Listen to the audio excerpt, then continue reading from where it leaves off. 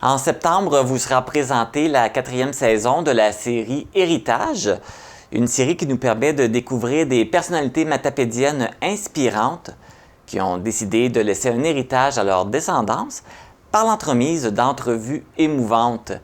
Donc, ce n'est pas terminé, la 5e saison est en préparation. Et pour en discuter, je suis avec l'instigateur de la série et l'animateur, René Canuel. Bonjour René. Bonjour. Ça va bien? Alléluia. Alléluia. Alléluia. Et puis, on parle justement de la préparation de cette 5e saison. J'ai cru comprendre que vous aimeriez peut-être apporter des modifications ou des changements pour cette nouvelle saison. C'est-à-dire les changements ne seront peut-être pas tellement grands. Parce que ce qu'on a fait à date, je trouve que c'est plus que merveilleux. Pas à cause de moi, mais à cause des personnes qui viennent. À un moment donné, et ça a commencé comme ça, je parlais avec Mme Tremblay. Elle dit, commence donc par une madame qui a 100 ans. J'ai dit, 100 ans, écoute, c'est de l'âge. Et on a fait une demi-heure. J'aurais pu faire 2 heures. Elle était volatile, elle parlait, elle n'arrêtait pas. Puis là, à 104 ans aujourd'hui, cette année, merveilleuse. Elle tricote, elle fait ci, elle fait ça. Puis, c'est pour ça que je dis, il n'y aura pas tellement de changements. Parce que j'ai passé un travailleur civicole qui se levait à 4h, 4h30 le matin, pour aller bûcher, évidemment, pour faire ses gros thèmes. Puis il y avait des enfants, 4 enfants. Okay. Alors imagine-toi qu'il a travaillé, monsieur. À part ça, c'est pas uniquement lui. J'ai passé un homme d'affaires qui a bâti beaucoup de choses, beaucoup d'établissements dans la vallée, particulièrement à Mkoui. Il est là. J'ai passé également une psychologue qui, elle, a guéri énormément de personnes. Puis on pense que psychologue, là, c'est facile, c'est pas facile. Il n'y a rien de facile. Un médecin, un chirurgien, qui a étudié, lui, aux États-Unis. Il aurait pu pratiquer la médecine, la chirurgie, partout dans le monde. Alors, puis je pense qu'il y avait 8-9 doctorats, là, fellows. Puis il pouvait faire toutes les opérations, ou à peu près. Puis là, je pourrais dire d'autres. Vous avez rencontré une belle variété de personnes. Énormément, c'est ça que je voulais dire. À partir du travailleur civicole, au chirurgien, en passant par le psychologue, puis l'homme d'affaires. Parfait. Et puis là, si on revient sur les petits changements que vous voulez apporter pour la 5e saison, ça Ce que je voudrais apporter, ce serait une invitation que je veux faire au monde. Okay. Très souvent, je demande des personnes, mettons, quelqu'un qui se dit athée. J'en ai demandé.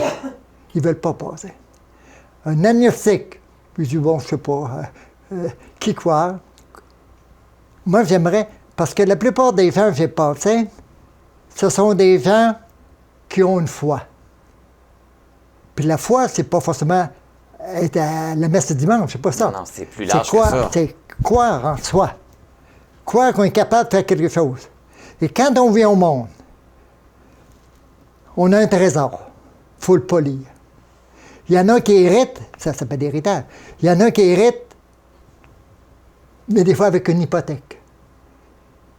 La santé n'est pas bonne, les parents, bon, ils transmettent une génétique. Même là, si on hérite d'une maladie à la naissance, on est capable de faire quelque chose, surtout faire quelqu'un avec soi. Alors, je reviens à ta question, c'est que je voudrais que les gens appellent chez moi, qui disent, je vais te donner mon numéro de téléphone tout de suite, 629 35 78.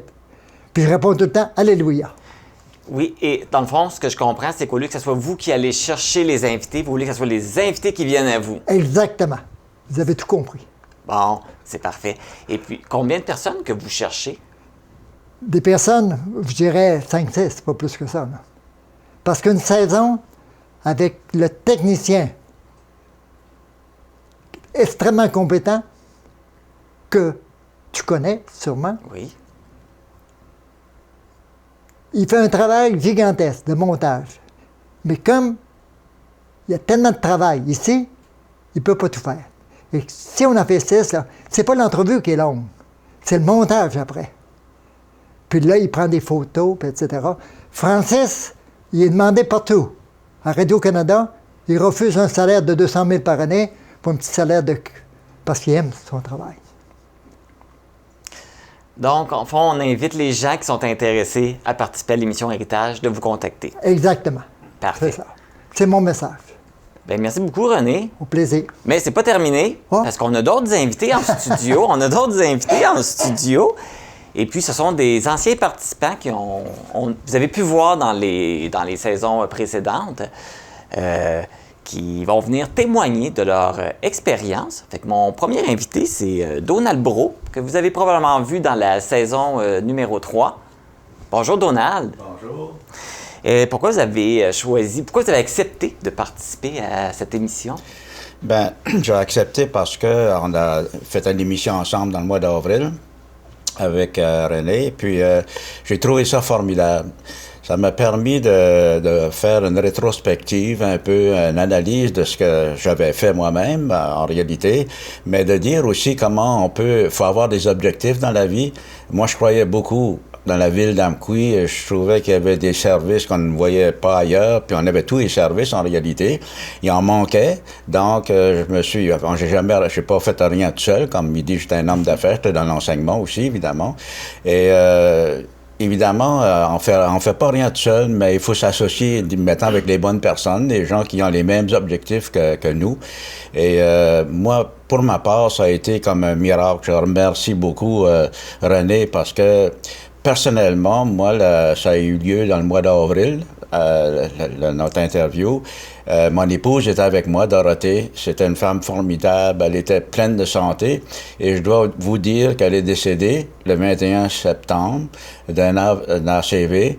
Et on dit que les paroles s'envolent, mais que les écrits restent. Mais dans ce cas ici, les paroles s'envolent pas. Je suis capable de prendre son CD encore, la regarder, la voir et l'entendre comme avant. Alors, c'est un cadeau formidable qu'il m'a fait. Alors, je le remercie encore de tout cœur. Merci, René. On peut dire que c'est un bel héritage que vous laissez. C'est un héritage pour les enfants, les petits-enfants, puis aussi les amis, mais aussi ça nous permet de dire comment on a fonctionné aussi, et puis je pense que c'est bon pour nous aussi, puis c'est bon pour les enfants, puis les petits-enfants, puis nos amis, puis tout le monde. Beaucoup de choses à apprendre. Comment ça s'est passé, le tournage? Le tournage, je pense que c'est René qui nous a invités, puis on a fait ça à la maison chez nous.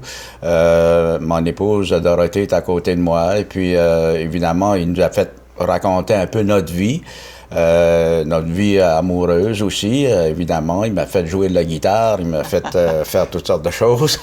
Mais quand on regarde ça aujourd'hui, là, c'est formidable pour moi, puis pour les enfants, les petits-enfants aussi. Alors, comme je te dis, je les remercie du plus profond du cœur. Avez-vous regardé votre émission que vous étiez dedans? Oui. Oui, je l'ai regardé, absolument. Un verdict, c'était intéressant. Vous avez aimé? Oui, énormément. Puis c'est comme je dis, c'est pas qu'un héritage pour les enfants, c'est un héritage pour nous autres aussi, parce qu'on voit un peu, ça nous oblige aussi à fouiller dans notre propre vie, puis de voir qu'est-ce qu'on a fait, puis comment on l'a fait, puis d'être content aussi de l'avoir fait, puis d'apprécier aussi l'occasion de faire ça. Bien, merci beaucoup, Donald, de votre témoignage. Merci, ça m'a fait énormément plaisir. Bonne journée. Salut, René. J'ai une deuxième invitée qui est en studio aussi, qui est venue témoigner de son passage à l'émission Héritage. Elle, vous l'avez vue dans la saison numéro 2. C'est Mariette Tremblay. Bonjour, Mariette. Bonjour. Ça va bien? Me fait plaisir d'être ici. Pourquoi c'est important pour vous de contribuer à ce projet? Parce que l'idée de rencontrer du monde apparemment ordinaire qui, avec l'interview de René, paraissent extraordinaires, je trouve que c'est ça qui est ressorti de toutes ces entrevues. Après ma barre, on se dit on n'a rien à dire, on a une vie bien ordinaire et tout ça. Et puis finalement, on est tous des gens extraordinaire quand on regarde notre parcours de vie.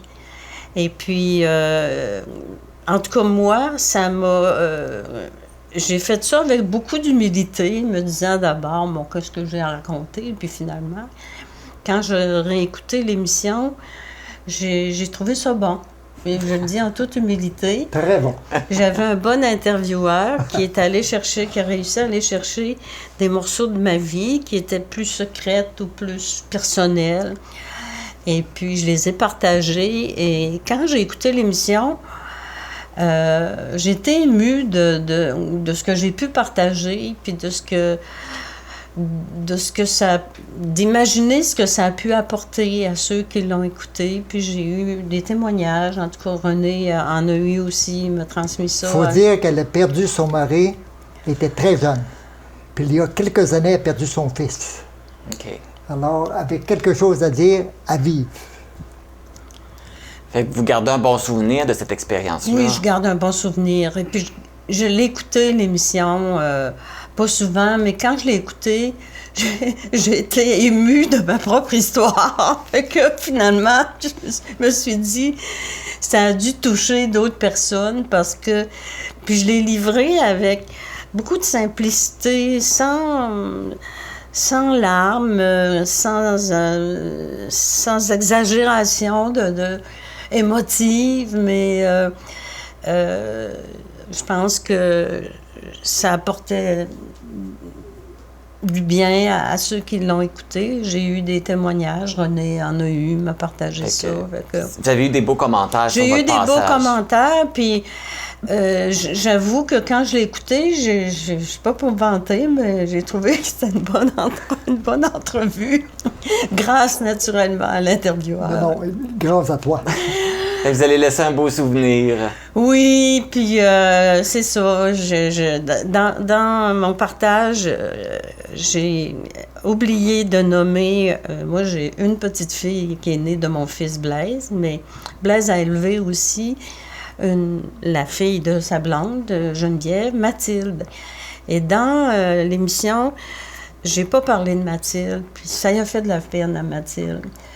Et puis, je voudrais rectifier ça. Je ne sais pas si Mathilde aura l'occasion de l'écouter. Mais... Si vous pouvez vous adresser à cette caméra-là. Oui, bien écoute, Mathilde, t'es précieuse dans ma vie. Encore hier, tu m'as envoyé un mot pour la Saint-Valentin. Je t'ai écrit aussi. J'ai connu Mathilde, elle avait 5 ans.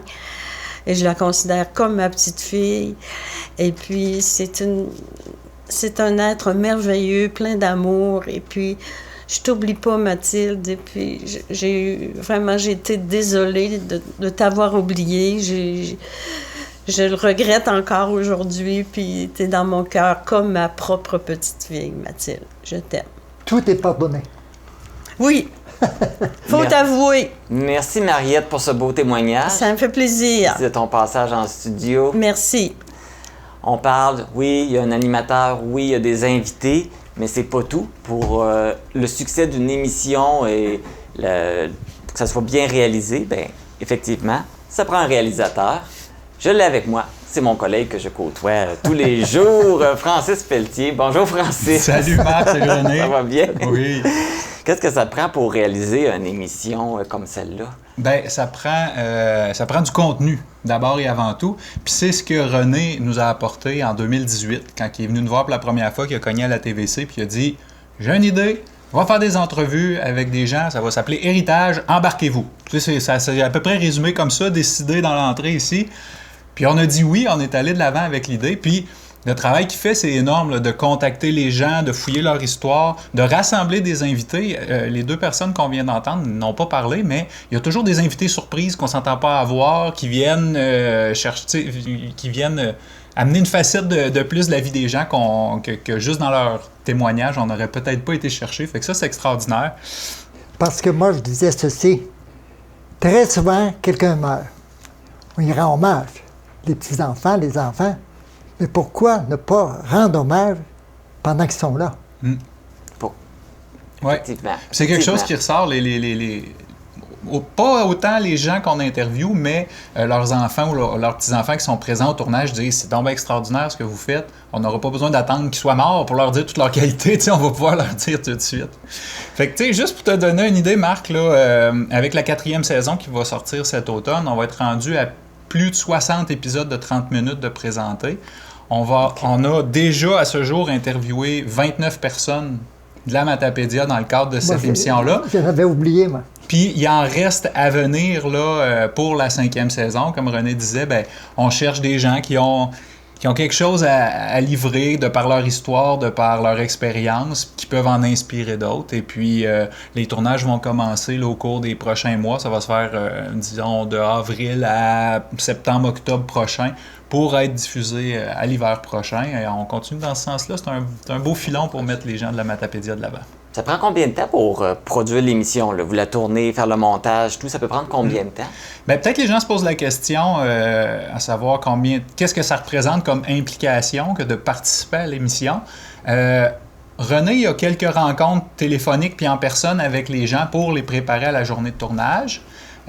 Puis la journée du tournage, on va dire à peu près 3 heures, où est-ce que là, on débarque avec nos gros sabots, puis les caméras, puis l'éclairage, puis les micros, puis le gros kit. Puis là, c'est un studio de télé qui s'installe dans le salon des gens, souvent. Alors, à peu près 3 heures là. Puis après, le gros du travail se fait au montage, où est-ce que là, on va assembler tout ça, on va séparer ça en demi-heure, on va faire approuver par les participants aussi, pour être sûr qu'ils sont à l'aise avec le contenu qu'ils présentent. Là.